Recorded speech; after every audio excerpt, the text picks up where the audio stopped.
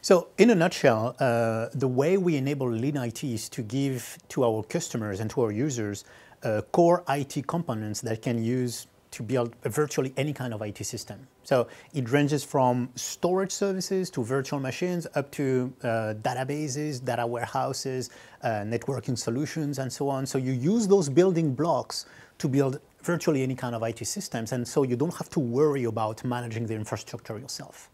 This is the core value, and if on top of this you add the fact that the pricing model is on pay as you go, so you only pay for what the components that you're using and that you're consuming, those two factors combined create a lot of innovation because you don't have to think about how much resources you're consuming and what you're going to need. You can play with building blocks, assemble something, and then see if it works for your business.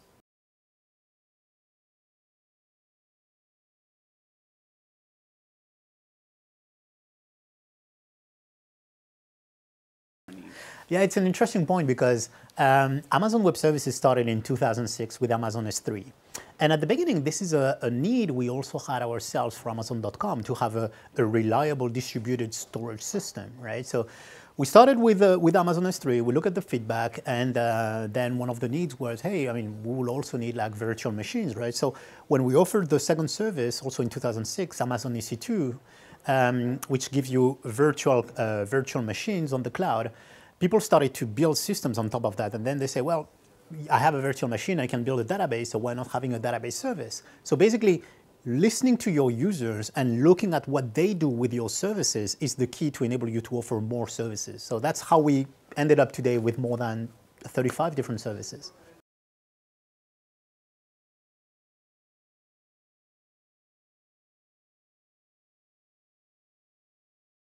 If you look at the failure in the past in IT, failure was expensive, right? Because hardware is expensive.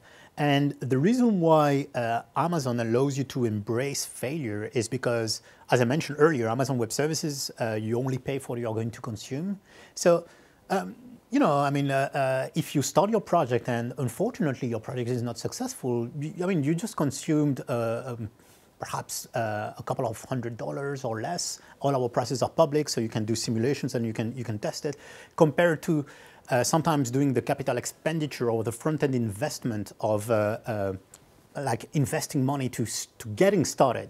So that's why you see many startups that are using Amazon Web Services. I mentioned a couple, you know, Instagram, Airbnb. There's many others, Spotify also.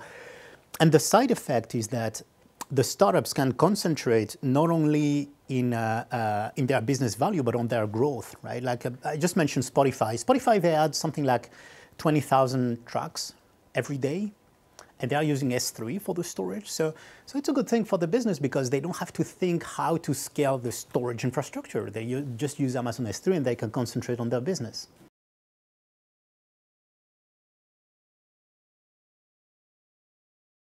Yeah, exactly. Because when you have those building blocks that are low cost, basically you can try whatever you want. A clear example is we have a service called Amazon Redshift. It's a data warehouse service. Traditionally, data warehouses, it's only large IT organizations that can afford to have them, right? And now you can have a data warehouse service that you pay by the hour, right? So you can have small companies that can have their own data warehouse. And it's not because they are small companies that they generate a small amount of data. No, there's actually today startups that generate huge amount of data, right? And they need this kind of data analytics solution. So sometimes you never know the return on investment on what, for example, a data warehouse or a business intelligence tool chain is going to give you. So just give it a try, right? And if you only pay for what you consume, well, you will have clear results without having to invest too much and taking too many risks. So the whole point is to increase innovation, you have to lower the cost of failure. And if this cost of your IT infrastructure goes down to the minimum level, I mean, you can innovate without any risk.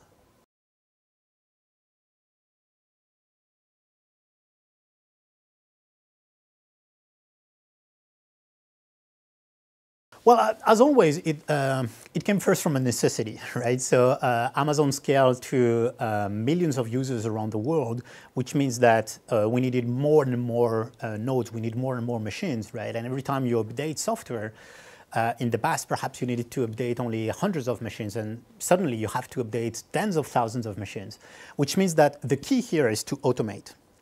And one of the other advantages of running an IT infrastructure on a cloud environment like Amazon Web Services, like you can treat infrastructure as code, right? So you can automate the deployment of software on machines, parallelize this deployment on multiple machines, exactly the same way on your software you can push new versions, or you can quickly change the source code. So that's one of the key things that you see now in what people mention, like perhaps the DevOps, the DevOps paradigm, where you can really automate all the operations of your IT environment.